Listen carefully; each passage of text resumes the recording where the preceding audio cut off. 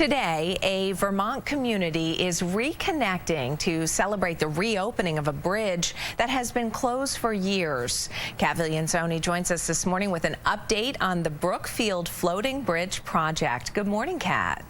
Well, good morning, Julie. It is an engineering feat that has never been tried here in Vermont.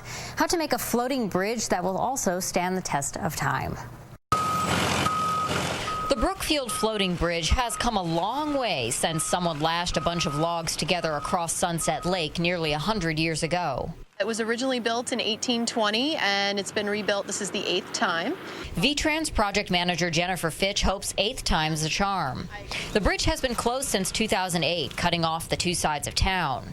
It's meant 20-minute detours for residents and quite a few confused tourists. They'd come down to the edge of one of the bridges and go, "There's no road here." Brookfield resident Perry Kasich says their floating bridge is a historic artifact and a key part of the town's identity. It demonstrates the ingenuity that arose from necessity in the old days. So in order to do this, somebody had to come up with the various ideas about how you could float a bridge and still have it usable. Brookfield's floating bridge is one of only 3 in the country, but when it started to sink, VTrans engineers were faced with a challenge they had never seen before: how to keep this bridge unique, but also safe. What they wanted was something that looked like the last bridge, but something that would be durable and long-lasting. Construction on the $2.4 million project began last summer. Fiber-reinforced pontoons, similar to the ones used at marine docks, are among the engineering tricks used to keep this bridge hovering just above the water. It's a foot higher than the last bridge, but low enough to keep the spirit of the structure. It's still made of wood, but unlike previous bridges, this one should last 100 years.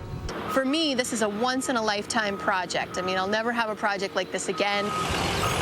A bridge at the crossroads of modern technology and historic preservation.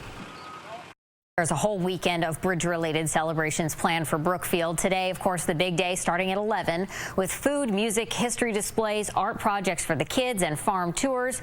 The ceremony itself starts at 2 and is followed by a parade, and then there's a dance at the Old Town Hall starting at 8. And tomorrow, there's also more history on display and a concert from 1:30 to 3 at the hall. For more details, you can visit a link on our website a little later this morning. And if you want to drive over the new bridge today, you will be able to, but only after the parade is all done, and only heading east from the hill into the village. And of course, after today, though, people can go back to taking turns on that bridge. Julie? Great story. I love it. Kind of meeting the needs of the community, but preserving history, too. Thank you, Kat.